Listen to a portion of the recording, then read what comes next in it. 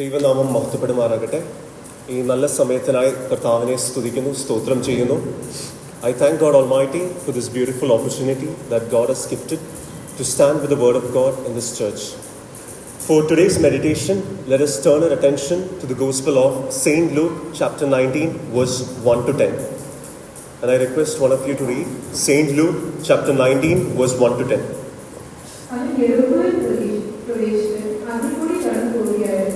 അവിടെ ചുമക്കാരൻ പ്രമാണി ധനവാനുമായ സക്കായി എന്ന പേരുള്ള ഒരു മനുഷ്യനുണ്ടായിരുന്നു. യേശു ആരാണ് എന്ന് കാണാൻ ശ്രമിച്ചു. എങ്കിലും അവന്റെ ഉയരം കുറവായതുകൊണ്ട്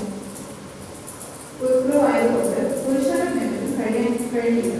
അതുകൊണ്ട് അവൻ മുമ്പോട്ട് പോയി അവനെ കാണേണ്ടതിന് ഒരു കാട്ടത്തിനെ കയറി. യേശു ആ വഴിയായി വരികയായിരുന്നു. യേശു ആ സ്ഥലത്ത് എത്തിയപ്പോൾ മുകളിലേക്ക് നോക്കി, സക്കായി വേഗം ഇറങ്ങി വാ, ഇന്ന് ഞാൻ നിന്റെ വീട്ടിൽ താമസിക്കാൻ വരുന്നു എന്ന് അവനോട് പറഞ്ഞു. അവൻ ബന്ധപ്പെട്ട് സന്തോഷത്തോടെ യേശുവിനെ സ്വീകരിച്ചു. അത് കണ്ടവരെല്ലാം അവൻ പാപിയായ ഒരു മനുഷ്യനോട് കൂടി താമസിക്കാൻ പോയി എന്ന് പറഞ്ഞിട്ട് വിളിച്ചു. സക്കായി കർത്താവിനോട്, കർത്താവേ, എന്റെ വസ്തുതയിൽ പകുതി ഞാൻ ദരിദ്രർക്ക് കൊടുക്കുന്നു. ഏതെങ്കിലും മറ്റുള്ളവരെ ചതിച്ച് വാങ്ങിയിട്ടുണ്ടെങ്കിൽ 4 മടങ്ങ് തിരിച്ചു കൊടുക്കുന്നു എന്ന് പറഞ്ഞു. യേശു അവരോട്, ഇത് അബ്രഹാമിന്റെ മകൻ ആകയാൽ ഇന്ന് ഈ വീട് രക്ഷപ്പെടുന്നു. കാണപ്പെടാതെ പോയതിനെ കണ്ടുപിടിച്ച് രക്ഷിക്കാനാണ് മനുഷ്യപുത്രൻ വന്നത് എന്ന് പറഞ്ഞു. 5-ാം വാക്യം പറയുന്നത്, യേശു ആ സ്ഥലത്ത് എത്തിയപ്പോൾ മുകളിലേക്ക് നോക്കി, സക്കായിയെ, വേഗം ഇറങ്ങി വാ, ഇന്ന് ഞാൻ നിന്റെ വീട്ടിൽ താമസിക്കാനായി വരുന്നു എന്ന് അവനോട് പറഞ്ഞു. കർത്താവായ യേശുക്രിസ്തു ജെറുസലേമിൽ പോകുന്നതിന് മുമ്പ് ജെരിക്കോയിൽ വെച്ച് സംഭവിച്ച ഒരു പ്രധാനമായ ഒരു കാര്യമാണ് സക്കായിയുടെ മാനസാന്തരം. ഈ ഒരു ഇൻസിഡന്റ് ലൂക്കോസിന്റെ സുവിശേഷത്തിൽ മാത്രമാണ് നമുക്ക് കാണാൻ കഴിയുന്നത്. Out of the 4 Gospels, only in the Gospel of Saint Luke we can see this incident taking place. പെസഹ ആചരിക്കാൻ യേശുവും ശിഷ്യന്മാരും ജെറുസലേമിൽ പോയിക്കൊണ്ടിരുന്നത് ജെരിക്കോ വഴിയാണ്. അത് താഴത്തെ വാക്യങ്ങളിൽ നമ്മൾ വായിക്കുമ്പോൾ നമുക്കത് കാണാൻ കഴിയും. ജെറിക്കോയെ കുറിച്ച് പറയുമ്പോൾ നമ്മുടെ മനസ്സിൽ ഓടി വരുന്ന ഒരു ചിന്ത യെരിഹോ മതിൽ ഇടിഞ്ഞു വീണ ഒരു സീനാണ് നമ്മുടെ മനസ്സിൽ വരുന്നത്. അതുകൊണ്ട് ഈ ജെറിക്കോ എന്ന് പറഞ്ഞ സ്ഥലം commercially it's A very high place, ഒരു കൊമേഴ്ഷ്യൽ ബോർഡറാണ്. പല സ്ഥലങ്ങളെ കണക്ട് ചെയ്യുന്ന ഒരു സ്ഥലമാണ് ജെറിക്കോ. അവിടുത്തെ ഒരു പ്രധാനമായ ഒരു ടാക്സ് കളക്ടറായിരുന്നു, ചീഫ് ടാക്സ് കളക്ടറായിരുന്നു സക്കായി. സക്കായിയുടെ വാക്കിന്റെ അർത്ഥം തന്നെ നീതിമാൻ അല്ലെങ്കിൽ നിഷ്കളങ്കൻ എന്നാണ്. എന്നാൽ സക്കായി ചെയ്ത ഒരു ജോലി എന്ന് വെച്ചാൽ ടാക്സ് കളക്ടിങ് ആയിരുന്നു. ഈ ടാക്സ് കളക്ടിങ് എന്ന ജോലി യഹൂദന്മാരുടെ ഇടയിൽ അവരിതിനെ ഒരു ചീറ്റിംഗ് എന്ന ഒരു സംഭവമായിട്ടാണ് അവർ കണ്ടുകൊണ്ടിരുന്നത്. യേശുവിൻ്റെ കാലഘട്ടത്തിൽ റോമൻസ് ആണ് ഈ ടാക്സ് കളക്ടിങ് എന്നുള്ളൊരു സംഭവം ഇംപ്ലിമെന്റ് ചെയ്തത്.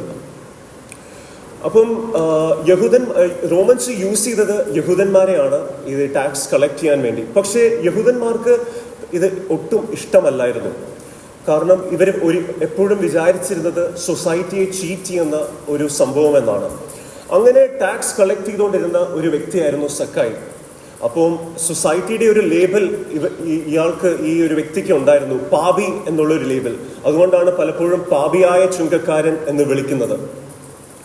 എന്നാൽ യേശു ജെറിക്കോയിൽ വരുന്നു എന്നുള്ളൊരു വാർത്ത കേട്ടപ്പോൾ സക്കായിയുടെ ഉള്ളിൽ ഒരു വലിയ ആഗ്രഹമുണ്ടായിരുന്നു, ഒരു വലിയ ദാഹമുണ്ടായിരുന്നു. യേശുവിനെ ഒന്ന് കാണണം. യേശുവിനെ കുറിച്ച് പലതും കേട്ടിട്ടുണ്ട്, യേശു ചെയ്ത പല അത്ഭുതങ്ങളും കേട്ടിട്ടുണ്ട്. എന്നാൽ യേശുവിനെ ഒന്ന് നേരിട്ട് കാണണം എന്ന് സക്കായിക്ക് വലിയൊരു ആഗ്രഹം ഉണ്ടായിരുന്നു. താൻ ആരാന്ന് മറന്ന് സക്കായി ഒരു കൊച്ചുകുട്ടിയെ പോലെ ഓടി മരത്തിൽ കയറി യേശുവിനെ കാണാൻ അദ്ദേഹം ശ്രമിച്ചു. ആ എഫേർട്ട് ഒരു കൊച്ചു ചെയ്യുന്നത് പോലെയാണ് അദ്ദേഹം ചെയ്തത്. കാരണം അന്നത്തെ സൊസൈറ്റിയിലെ ഏറ്റവും വലിയ പൊസിഷനാണ് അദ്ദേഹം വഹിച്ചുകൊണ്ടിരുന്നത്. ഒരു ചീഫ് ടാക്സ് കളക്ടറാണ്, ധനവാനായ ഒരു മനുഷ്യനാണ്, അനേക സബോർഡിനേറ്റ്സ് ഉണ്ട്. അതെല്ലാം അദ്ദേഹം മറന്ന് യേശുവിനെ എനിക്കൊന്ന് കാണണം, യേശുവിനെ എനിക്കൊന്ന് നോക്കണം, ആ ഒരു വലിയൊരു ആഗ്രഹം, ആ ഒരു വാഞ്ച അദ്ദേഹത്തിന്റെ ഉള്ളിലുണ്ടായിരുന്നു. ഇന്ന് ഈ രാത്രിയിൽ ഈ പാസേജിൽ കൂടെ വായിക്കുമ്പോൾ കർത്താവ് ആഗ്രഹിക്കുന്നത് അതുപോലെയാണ്. സക്കായിയുടെ കൂട്ട് നമ്മൾ ഓരോരുത്തരും നമ്മുടെ പൊസിഷൻ, നമ്മൾ ആരാണെന്ന് മാറ്റിവെച്ച് ദൈവസന്നിധിയിൽ വരുമ്പോൾ എൻ്റെ ദൈവത്തെ എനിക്കൊന്ന് കാണണം, എൻ്റെ കർത്താവിനെ എനിക്കൊന്ന് രുചിച്ചറിയണം, എൻ്റെ ദൈവത്തിൻ്റെ സ്നേഹം എനിക്കൊന്ന് അറിയണം എന്നുള്ള ആഗ്രഹത്തോടെ വേണം നമ്മൾ കർത്താവിൻ്റെ സന്നിധിയിൽ വരാൻ. അതാണ് കർത്താവ് ആഗ്രഹിക്കുന്നത്. ദാവീദ് രാജാവിൻ്റെ ജീവിതത്തിൽ നാം നോക്കുകയാണെങ്കിൽ ഇതുപോലത്തെ ഒരു ഇൻസിഡന്റ് നമുക്ക് കാണാൻ കഴിയും. ദാവീദ് രാജാവ് പെട്ടകത്തിന്റെ മുൻപിൽ നൃത്തം ചെയ്ത ഒരു ഇൻസിഡന്റ് നമുക്ക് കാണാൻ കഴിയും. താൻ ആരാണെന്നുള്ള ചിന്ത മാറ്റിവെച്ച് ഇസ്രായേലിന്റെ രാജാവായ ദാവീദ് എന്നുള്ള ചിന്ത മാറ്റിവെച്ചിട്ട് ദൈവസന്നിധിയിൽ വരുമ്പോൾ അദ്ദേഹം നൃത്തം ചെയ്യാൻ തുടങ്ങി. അതുപോലാണ് കർത്താവ് നമ്മളിൽ നിന്ന് ആഗ്രഹിക്കുന്നത്. ഇന്ന് രാത്രി നാം ദൈവസന്നിധിയിൽ വരുമ്പോൾ നാം ആരാണെന്നുള്ള ചിന്ത മാറ്റിവെച്ചത്, നാം ഹോൾഡ് ചെയ്യുന്ന പൊസിഷൻ അതെല്ലാം മാറ്റിവെച്ച് കർത്താവിന്റെ സന്നിധിയിൽ വരുമ്പോൾ കർത്താവ് നമ്മളെ അനുഗ്രഹിക്കും, കർത്താവ് നമ്മളെ മാനിക്കാൻ തുടങ്ങും. എന്തുകൊണ്ടാണ് സക്കായിക്ക് മരത്തിൽ കയറേണ്ടതായി വന്നത്? പുരുഷാരത്തിൽ നിന്ന് മാറി ഉയരത്തിൽ നിന്ന് നോക്കിയാലേ കർത്താവിനെ കാണാൻ കഴിയത്തുള്ളൂ എന്ന് അദ്ദേഹത്തിന് മനസ്സിലായി. യേശുവിനെ കാണാതെ വണ്ണം എന്താണ് അദ്ദേഹത്തെ മറച്ചു വെച്ചിരുന്നത്? അത് പുരുഷാരമായിരുന്നു. ഈ പുരുഷാരം ഇല്ലെങ്കിൽ സക്കായിക്ക് യേശുവിനെ കാണാൻ കഴിയും, ഡയറക്റ്റായിട്ട് കാണാൻ കഴിയും. മരത്തിൽ കയറേണ്ട ഒരു ആവശ്യവുമില്ലായിരുന്നു. ഇന്ന് ഈ രാത്രിയിൽ നാം ഓരോരുത്തരും ചിന്തിക്കണം, യേശുവിനെ കാണാൻ കഴിയാത്ത വണ്ണം നമ്മുടെ മുൻപിൽ മറച്ചു വെച്ചിരിക്കുന്നത് എന്താണ്? യേശുവിനെ കാണാതെ വണ്ണം നമ്മളെ മറച്ചു വെച്ചിരിക്കുന്നത്, നമ്മുടെ കണ്ണുകളെ മറച്ചു വെച്ചിരിക്കുന്നത്, യേശുവിന്റെ അടുക്കലേക്ക് ചെല്ലാൻ കഴിയാതെ വണ്ണം നമ്മളെ ഹിൻഡർ ചെയ്യുന്നത് എന്താണെന്ന് ഇന്ന് ഈ രാത്രി നാം ഒന്ന് ചിന്തിക്കണം. നമ്മുടെ കൂട്ടുകെട്ടുകളാണോ, നമ്മുടെ ഫ്രണ്ട്സ് ആണോ, നമ്മുടെ അഡിക്ഷൻസ് ആണോ, മൊബൈൽ ഫോൺ ആണോ, എന്താണ് നമ്മുടെ സ്വഭാവമാണോ, എന്താണ് നമ്മളെ കർത്താവിൽ നിന്ന് അടുക്കാൻ സമ്മതിക്കാത്തത് എന്ന് ഇന്ന് രാത്രി നമ്മൾ ചിന്തിക്കണം. ഇനിയും വേറൊരു ആംഗിളിൽ നമ്മൾ നോക്കിയാൽ ജനക്കൂട്ടം നിമിത്തം സക്കായിക്ക് യേശുവിനെ കാണാൻ കഴിഞ്ഞില്ല. ഇന്ന് ഈ രാത്രി നാം നിമിത്തം ആർക്കെങ്കിലും ദൈവത്തെ കാണാതെ പോയിട്ടുണ്ടോ? നമ്മുടെ സ്വഭാവങ്ങൾ നിമിത്തം, നമ്മുടെ പ്രവൃത്തികൾ നിമിത്തം ആരെങ്കിലും ദൈവത്തെ അറിയാതിരുന്നിട്ടുണ്ടോ?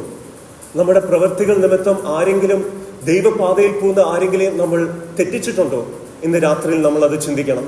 അങ്ങനെ എന്തെങ്കിലും നമ്മുടെ ജീവിതത്തിൽ വന്നു പോയിട്ടുണ്ടെങ്കിൽ ദൈവസന്നിധിയിൽ നമ്മൾ ഏറ്റുപറഞ്ഞാൽ ദൈവം നമ്മളെ ധാരാളമായി അനുഗ്രഹിക്കും.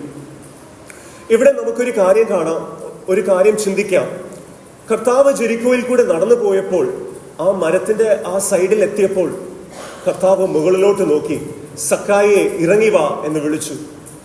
എന്നാൽ പ്രീവിയസ് ചാപ്റ്ററിൽ നമ്മൾ വായിക്കുന്നു, ഒരു കുരുടനായ വ്യക്തി അവിടെ ഇരുന്നപ്പോൾ when Jesus passed by, അദ്ദേഹം പുറകിൽ നിന്ന് വിളിച്ചു, ദാവീദുപുത്ര കരുണ തോന്നണമേ, ദാവീദുപുത്ര കരുണ തോന്നണമേ. എന്നാൽ ഇവിടെ നമ്മൾ കാണുന്നത് ഒരു കോൺട്രഡിക്റ്റിംഗ് ആയ ഒരു സീനാണ്. യേശു നടന്നു പോയപ്പോൾ യേശു മുകളിലോട്ട് നോക്കി, സക്കായിയെ ഇറങ്ങി വാ, ഇന്ന് ഞാൻ നിന്റെ വീട്ടിൽ വരുന്നു എന്ന് യേശു പറഞ്ഞു. ഇവിടെ നമുക്ക് ഒരു കാര്യം മനസ്സിലാക്കാൻ കഴിയും, നമ്മുടെ ഓരോരുത്തരുടെയും ആവശ്യം അനുസരിച്ച് പ്രവർത്തിക്കുന്ന ഒരു കർത്താവാണ്. കുരുടന് വേണ്ടി പ്രവർത്തിച്ച കർത്താവ് അവന്റെ ആവശ്യത്തിനനുസരിച്ച്, അവന്റെ ആവശ്യത്തിൽ, അവന്റെ പ്രയാസത്തിൽ അവന് വേണ്ടി പ്രവർത്തിച്ച ഒരു ദൈവം. സക്കായിയുടെ വിഷയം, സക്കായി കടന്നുപോയ ഒരു അവസ്ഥ അത് വേറെയാണ്. സക്കായിയുടെ അവസ്ഥ അറിഞ്ഞ ദൈവം, സക്കായിക്ക് വേണ്ടി പ്രവർത്തിച്ച ദൈവം, അവന്റെ ഭവനത്തിൽ പോയ ദൈവം നമ്മുടെ ഓരോരുത്തരുടെയും ആവശ്യം അനുസരിച്ച് നമുക്ക് വേണ്ടി പ്രവർത്തിക്കും. നമ്മുടെ അവസ്ഥകൾ അനുസരിച്ച് നമുക്ക് വേണ്ടി പ്രവർത്തിക്കുന്ന ഒരു ദൈവമാണ്. നമ്മുടെ ഓരോ വിഷയങ്ങളും ദൈവം അറിയുന്നു. ആ ദൈവത്തിനായി നമുക്ക് സ്തോത്രം ചെയ്യാം. ഇവിടെ സക്കായിയെ നോക്കി വിളിച്ചു, സക്കായി ഇറങ്ങി വാ, ഇന്ന് ഞാൻ നിന്റെ വീട്ടിലേക്ക് വരുന്നു എന്ന്.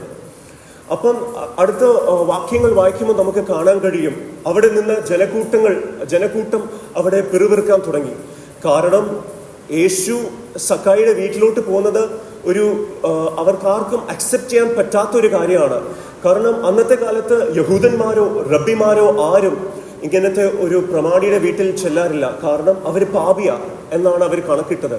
അപ്പം യേശു അദ്ദേഹത്തിന്റെ വീട്ടിൽ, സക്കായിയുടെ വീട്ടിൽ ചെല്ലുന്നു എന്ന് എല്ലാവരും കേട്ടപ്പോൾ അവർ പിറുവിറുക്കാൻ തുടങ്ങി.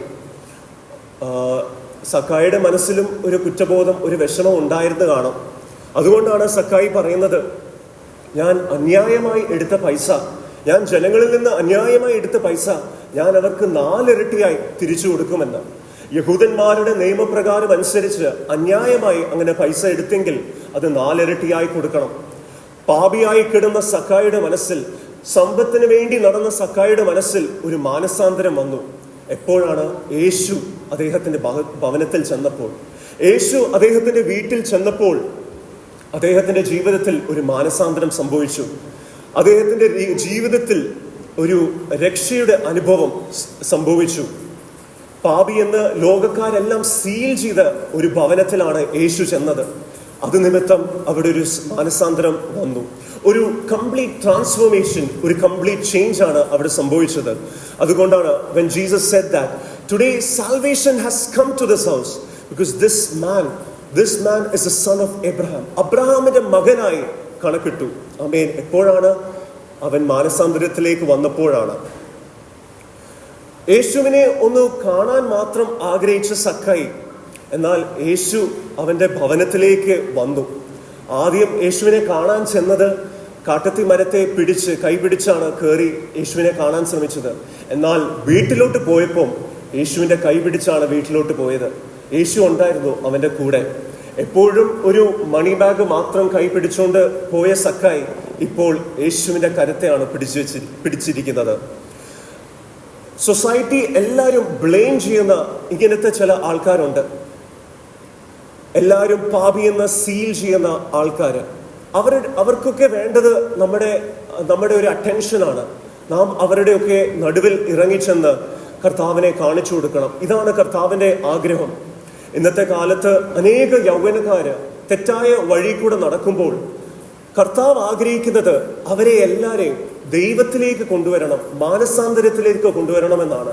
നാം പലപ്പോഴും അവരെ പാപി എന്ന് പറഞ്ഞ് സീൽ ചെയ്ത് ലേബൽ ചെയ്ത് അവരെ അകറ്റി നിർത്താറുണ്ട്. എന്നാൽ ദൈവം നമ്മുടെ മേൽ തന്ന ദൗത്യം എന്ന് വെച്ചാൽ അവരെ ക്രിസ്തുവിലേക്ക് കൊണ്ടുവരണം, ദൈവത്തിന്റെ സ്നേഹത്തിലേക്ക് അവരെ കൊണ്ടുവരണം. കർത്താവ് ആരാണെന്ന് അവരെ കാണിച്ചു കൊടുക്കണം. ഇതാണ് കർത്താവ് നമ്മളിലൂടെ ആഗ്രഹിക്കുന്നത്. സക്കായി മരത്തിൽ കയറിയപ്പോൾ ഒരു പാപിയായിട്ടാണ് കയറിയത്. എന്നാൽ വീട്ടിലോട്ട് പോയപ്പോൾ അവൻ അബ്രഹാമിന്റെ മകനായിട്ടാണ് പോയത്. നമ്മളിലെ കുറവുകളെ തിരിച്ചറിഞ്ഞ് അതിനെ പൂർണ്ണമായി ക്ഷമ ചോദിച്ച് ഉപേക്ഷിച്ച് നാം ദൈവസന്നിധിയിൽ വരാൻ തയ്യാറാണെങ്കിൽ നമ്മളും അബ്രഹാമിന്റെ മക്കളായി, അവകാശികളായി ദൈവം നമ്മളെ മാറ്റും. സക്കായിക്ക് മാത്രമല്ല ഒരു ഡെലിവറൻസ് അല്ലെങ്കിൽ ഒരു ട്രാൻസ്ഫോർമേഷൻ അവിടെ സംഭവിച്ചത്.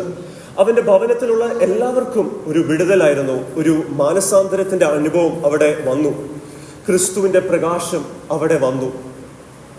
ഒരു പുതിയ കാഴ്ചപ്പാട്, ഒരു പുതിയ രക്ഷയുടെ അനുഭവം അവന്റെ ഭവനത്തിൽ വെളിപ്പെട്ടു. നമുക്കറിയാം, കർത്താവായ യേശു ക്രിസ്തു നമുക്ക് വേണ്ടി കാൽവരി ക്രൂശിൽ രക്ഷ നൽകി. ഇനിയും ആരും രക്ഷ കാണാൻ വേണ്ടി മരത്തിൽ കയറാതെ ഇരിക്കുവാൻ നമുക്ക് വേണ്ടി കർത്താവ് മരത്തിൽ കയറി. നമുക്ക് വേണ്ടി നമ്മുടെ കർത്താവായ യേശു ക്രിസ്തു കാൽവരി ക്രൂശിൽ നമുക്ക് വേണ്ടി യാഗമായി തീർന്നു.